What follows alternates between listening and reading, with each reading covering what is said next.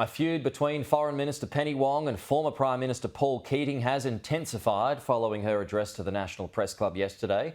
The Foreign Minister used her speech to hit out at those who take self-satisfied potshots at the US after Mr Keating criticised America's concerns about China's influence in the region. But I think on Mr Keating, what I would say is this. I think in tone and substance, he diminished both his legacy and the subject matter.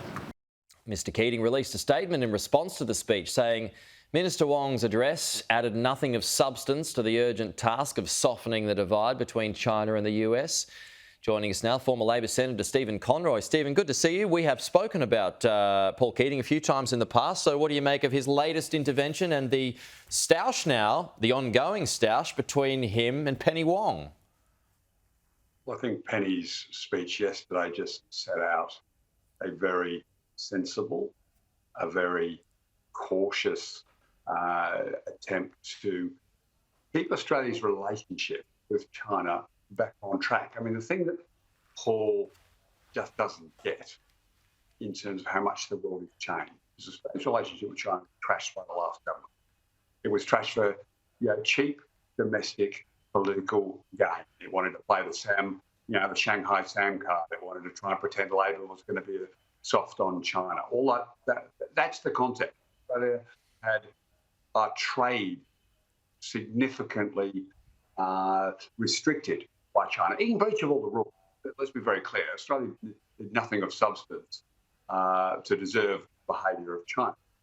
But what Paul just doesn't want to understand is Asia and the Indo-Pacific is bigger than just China.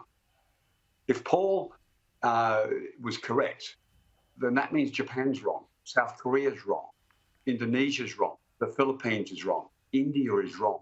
All of these countries have disputes with China because of their belligerent and aggressive behaviour. If you were a Hong Kong citizen who believed the Chinese government when they said there'll be this two-system, and you've seen the arrests of student activists in China, not a word from Paul Keating. You've got surveillance of the Chinese people themselves, cameras outside their doors of their buildings they can be kept track of. That's not a government or a country that trusts its own citizens.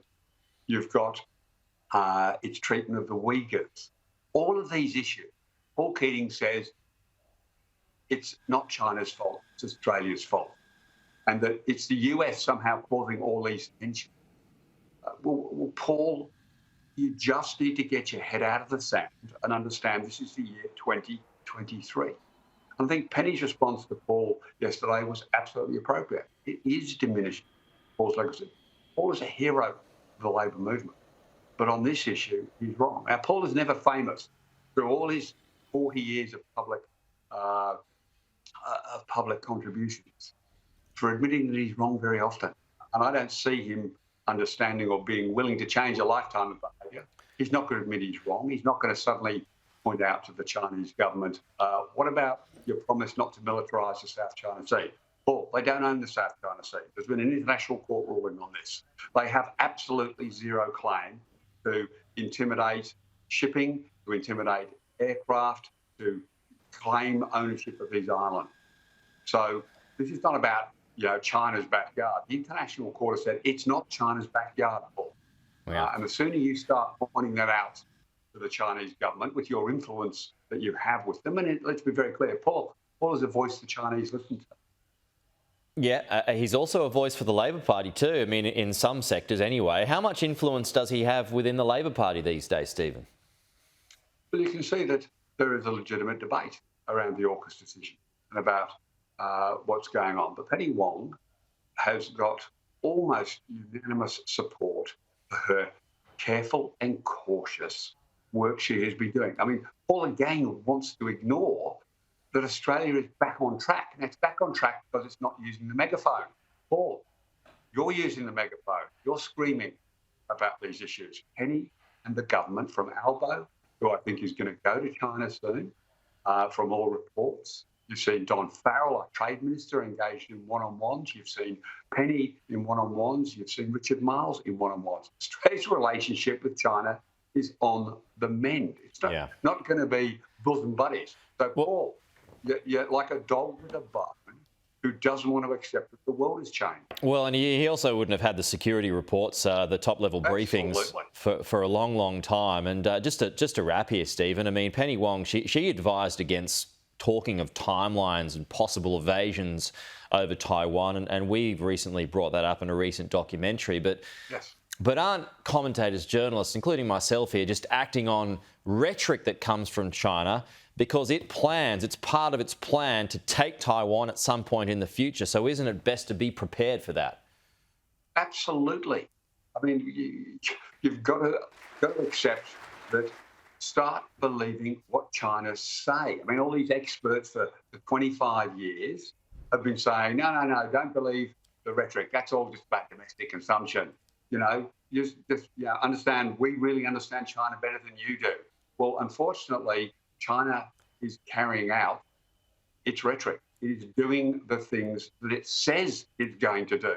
Yeah. So it is time to understand that on Taiwan, they are serious about wanting to not wait until the Taiwanese agree to a governance model with them. They intend to, one way or the other, take control in exactly the same way they did in Hong Kong.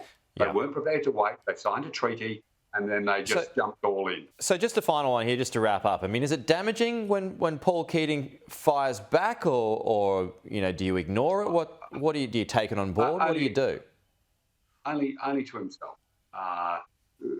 Albo, Penny and Richard are doing a fantastic job of, getting our relationship back on an even keel. You've just got to look at what is actually happening in the relationship. There's conversations taking place now. Paul ignores all of that. So Paul's views are not supported by the Japanese government, South Korean government, the Philippine government, the Indonesian government, the Indian government. I mean, Paul, there's one common denominator here who's, on the side of China, and it's you.